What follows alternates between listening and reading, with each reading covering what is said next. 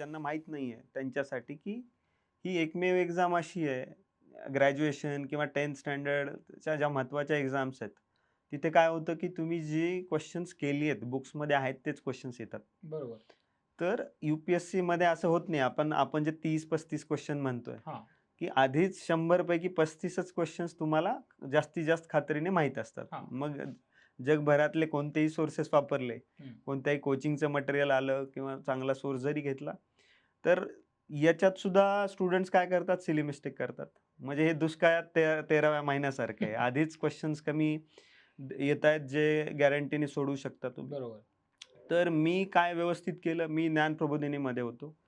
तर व्यवस्थित काय केलं, तर हे बेसिक सोर्सेस फर्स्ट रीडिंग होती. तर व्यवस्थित त्यांना त्यांचं वाचन करणं, रिवाईज करणं मल्टिपल टाईम्स, है ना. मल्टिपल सोर्सेस न वापरता टेस्ट देणं, त्यांना ॲनलाईज करणं, है ना. लॉजिक डिस्कस करणं, ज्या स्किल्स तुम्ही म्हटलात, ते फ्रेंड्समध्ये हे करणं, डिस्कस करणं.